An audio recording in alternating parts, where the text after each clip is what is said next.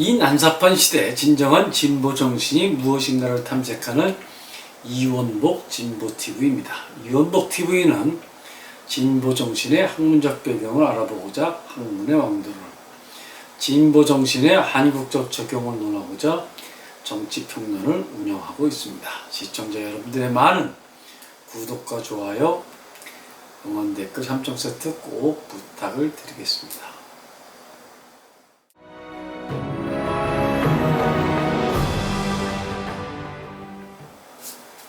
상상력의 세계가 바로 인류 발전의 세계였다고 말한 바 있었습니다. 인류는 여러 방면에서 여러 머리 굴리기를 통하여 기술 혁신을 이뤄냈고, 이 기술 혁신이 오늘의 문명까지를 이끈 원동력이었다 말하였습니다.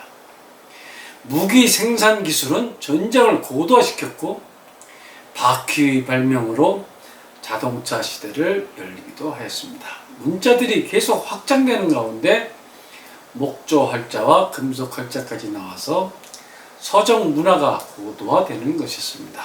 어느 시대부턴가 악보라는 것이 나와서 음악이 전승되고 보급되기 시작하였습니다. 벽돌이 나와서 주거혁명을 일으키는 것이었습니다. 농기구의 발달로 농업 생산량이 커져갔으며, 렌즈의 고도화로 가장 미세한 단위와 가장 거대한 단위까지 관찰할 수 있게 되었습니다.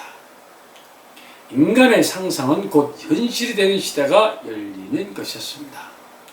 컴퓨터의 발전으로 인류는 또 한 번 새로운 시대를 만들었고, 양자 컴퓨터의 등장으로 완전히 새로운 세계로 진입하는 신기원을 열어내는 것이었습니다.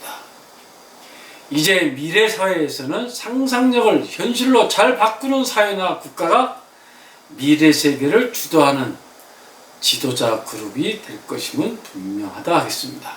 우리나라에서도 창의재단이라고 하는 것이 만들어져서 뒤따라가고 있습니다만은, 교육에 있어서 맨날 남이 상상해 놓은 것 뒤따라 베끼지 않고 세계인들이 깜짝 놀랄 만한 정말 창의적인 신기술, 창의적인 과학, 영재들이 키워지는 그러한 교육혁명을 꿈꾸어 봅니다. 어쩌면 미래 시대에는 더 이상 1차원적인 지상교통에 의존하는 기존의 육상교통망 시스템도 당연히 허물어지고 3차원 시공간으로 옮겨지는 교통수단들이 탄생할 것임은 분명한 흐름이라 하겠습니다. 지금 드론이 이 문명의 초기 모델로 자리 잡고 있습니다.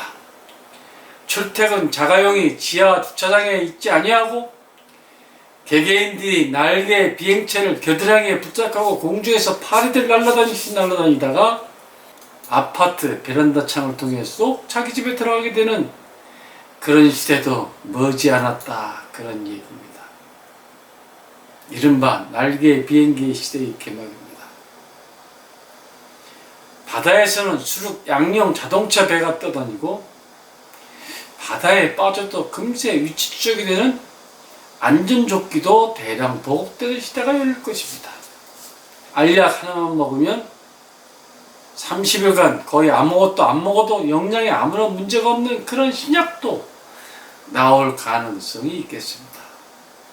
화폐가 사라지고 마일리지 점수로 월급을 대신 타는 그런 시대로도 진입할 것입니다. 전쟁이 최종 사라지고 그 무기들을 녹여서 전 세계 어려운 사람들 돕는 운동도 벌어질 것입니다. 세계인들이 서로 여행하고 좋은 경관 지역들이 모두 관광 촌락으로 개발되고, 로봇들이 대인 비서 역할을 수행해주는 그런 시대도 여러분들은 맛보게 될지 모르겠습니다.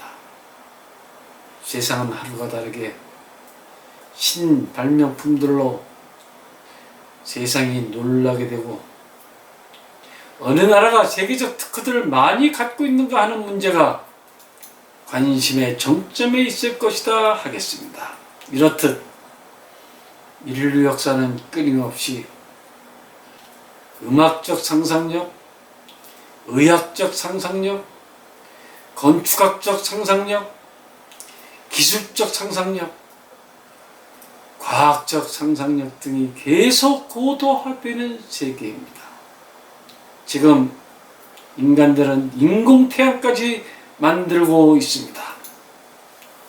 태양이 에너지 덩어리고 바람, 조류 이런 것들도 에너지 덩어리라는 것이 밝혀지면서 인류는 에너지 문제도 머지않아 완벽하게 해결할 수 있게 될 것입니다.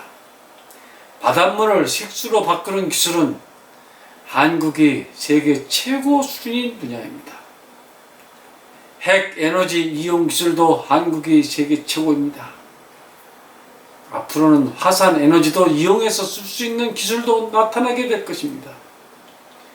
전 세계 산이나 들판에서 자생하고 있는 각종 풀이나 산나물 종류들도 모두 식용할 수 있게 만들 수 있을 것이고, 인공육이 나타나고 인공 양식장 기술도 하루가 다르게 고도화 첨단되어 나가고 있습니다.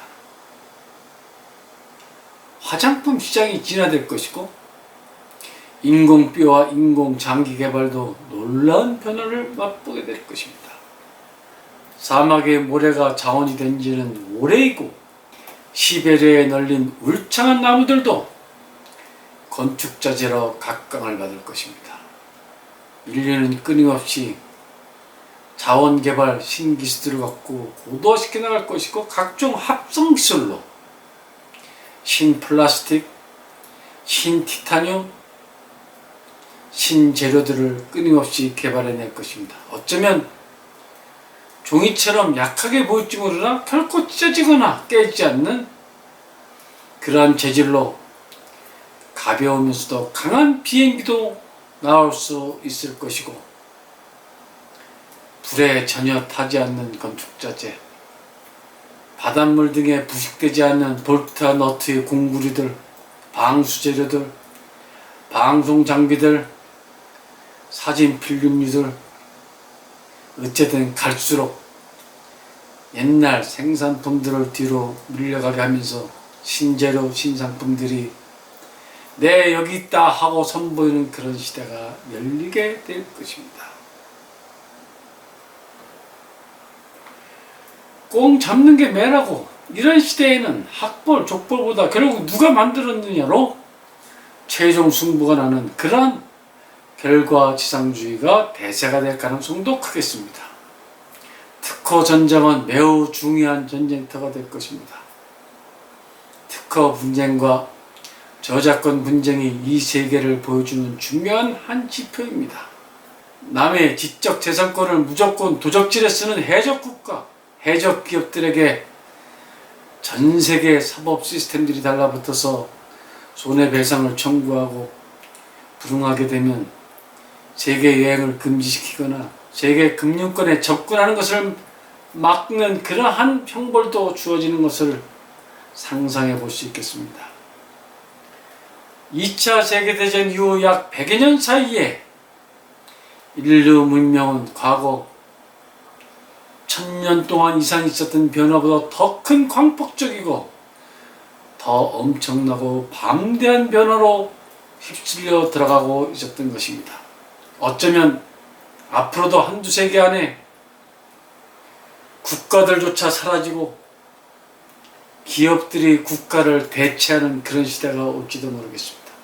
국가 자체가 기업 문화화하는 현상은 이미 벌써 나타나고 있기 때문입니다. 앞으로 이 세상이 어떻게 변할지, 좋게 변할지 나쁘게 변할지 누구도 예단하기 쉽지 않다 하겠습니다. 구체제를 뒷받침해왔던 옛날의 종교들이 무너지고 신윤리가 등장하는 것처럼 옛날 방식의 대학교, 옛날 방식의 방송국, 정당, 백화점, 옛날 방식의 서점, 항만, 공항 등이 무너지고 사라지고 거기에 새로운 개인, 새로운 학교 등 새로운 개인 방송들, 관공서들, 병원들이 나타날 수도 있다는 얘기입니다. 앞으로의 100년, 200년, 300년 여러분 한번 상상해 보십시오. 얼마나 또 더 무서운 변화들이 나타날 것이겠습니까? 이미 커즈와일 박사는 영원히 죽지 아니하는 시대가 도래한다고까지 말하고 있지 않습니까? 여러분, 오늘은 여기까지 하겠습니다. 며칠 전 어느 뉴스에서는 인공세포의 개발을 알리는 뉴스가 전해지기도 하였습니다. 물질들을 어떻게 모아놓고 환경을 만들어주면 그 안에서 생명체가 탄생하더란 이야기입니다. 인간이 과거의 신이 되어 있더라 하는 그런 뉴스인 것입니다. 미래는 매우 흥미롭기도 하지만 무시무시한 괴물들의 시대가 될지도 모르겠습니다. 여러분 좋으셨다면 구독과 좋아요, 응원 댓글 3종 세트 부탁을 드리겠습니다. 그럼 다음 시간에 다시 만나 뵙도록 하겠습니다. 감사합니다. 안녕히 계십시오.